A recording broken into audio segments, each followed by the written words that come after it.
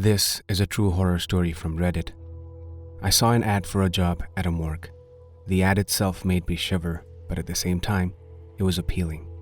It said, earn $120 per night as a night guard in the morgue. Apply now. I had been jobless for a while and had to afford to pay my rent and late bills, and with this kind of pay, I'd be able to live like a king. So I applied hesitantly, half hoping I wouldn't get a response from the company. Not even 2 hours later, I got an email from the employer that said, "Thank you for applying to our position of night guard in morgue. We are happy to inform you that your skills are suitable for our company and would hereby like to offer you a 1-year contract. If you agree to the terms below, please leave your signature via the online signature website listed below and be at the location by 10 p.m. tonight. You will receive a payment of $600 weekly on the provided bank account." Tonight? I thought it was a little too soon, but I didn't complain. I didn't know what to expect or who I would meet there, so I put on my shirt and jeans and went to the address a little early. I was there at 9:40 p.m., and a middle-aged man who seemed to be a morgue worker greeted me. "Hi, Ethan, right? I'm George." He shook my hand with a smile. "I know you were probably sent here on short notice, but the security company whose services we employ wasn't in need of a new guard for tonight's shift right away.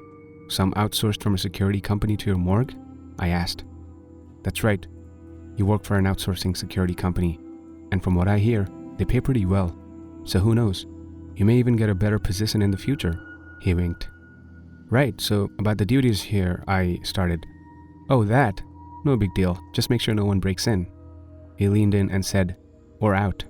We stared at each other for a moment, but then he chuckled and said, "I'm just kidding. Well, listen, my shift is over, so I'll be going now. Just sit tight in the office and relax until 6 a.m. That's when the first shift arrives here." And with that, he left. I sat down by the desk in the office. I thought this probably isn't going to be so bad. There was a paper in front of me, and after observing it, I realized it was a list of rules addressed to me. It said, "Welcome to the company. Below is the list of rules for your job. Rule number 1. The first thing you should do is conduct a full sweep of the area to make sure nothing is out of the ordinary, including the crypt. Important notice: if any of the body chambers are pulled out in the crypt, push them back in. They should remain pushed in at all times. Rule number 2. After the sweep, you may remain in the office until the end of the shift." There were more rules listed below, but I decided to first check the place out.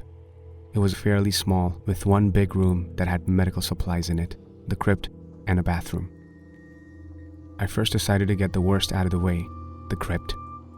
I left the office and opened the sturdy crypt door, immediately getting hit by a wave of cold air. Inside were 2 body carts in the middle of the room and cold chambers on the walls. All of them were closed, so I hastily left the room. On my way back from the bathroom, I saw a man in a lab coat standing in the medical room. He was fiddling with some of the tools next to a body bag. "Oh, Jesus, you scared the hell out of me," I said. "I thought everyone had left already." "My name's Ethan, I'm the new guard," I said again, but he simply ignored me. I waved my hand in dismissal and returned to the office. I was about to continue reading the rules, but there was a sudden creaking sound reverberating throughout the building. It was faint, but it sounded like the pipes. It intermittently lasted for a few seconds and paused just as long. I ignored it and slacked some more, checking out my phone. But the longer the creaking lasted, the more I got unnerved, as they sounded less like pipes and more like moans. I got out to ask the employee about that, but he had already gone by then. I couldn't tell where exactly the sound was coming from, but it sounded like the crypt. So I went there. As soon as I opened the door, the whole building went silent. I held my breath as I observed the room, and then realized that one of the body drawers was pulled out slightly. I pushed it back in and bolted back to the office. The creaking was completely gone by then. I continued reading. Rule number 3. You may sleep in the office, but it isn't advisable. Just then, the loudest sound just about made me jump out of my skin. "Please, someone let me out," the voice cried from somewhere in the pipes, carried his voice. I stood up, heart racing. Let me out, I can't breathe," the voice repeated, now followed with a series of loud bangs. I opened the office door, and the screams were apparently coming from the crypt. I shuddered, but decided to open the door. I'm not dead. This is a mistake. Someone, please. The voice got louder as soon as I opened the sturdy door. Where are you? Where are you? I frantically looked around while the man continued screaming bloody murder and banging. I approached the source of the sound and leaned in to listen and make sure that this was the right chamber. I'm not dead. Let me out, please. The voice and the banging suddenly stopped when I abruptly pulled out the drawer and was met with a cold, dead body of a middle-aged man. I stood there, staring at the corpse, my mind unable to comprehend what just happened. I heard it very clearly, felt the banging as I held the drawer handle, and then it was as if someone just shut it off abruptly. Was my mind playing tricks on me? I pushed the drawer back in and bolted out of there, shutting the office door and thinking that applying here may have been a bad idea. I felt like I was on needles, but convinced myself after a while that it was all in my head. I continued reading the rules. Rule number 4. You may play music to kill the silence, so as long as it doesn't draw out any outside noises. Rule number 5. If you hear incoherent sounds coming from the crypt, you can ignore them. Rule number 6. If those sounds turn into panicked screams, do the following. 1. If the screams are female, ignore them until they stop. Do not enter the crypt during this time under any circumstances. 2. If the screams are male, locate the source of the screams and pull out the body drawer. This should stop the screaming. The page ended there. I placed the paper down and leaned back in the chair. It was 1 a.m. I started feeling sleepy. After a while, my eyes started to shut. Just as I started drifting into a dream, I felt a firm grip from behind on my shoulder.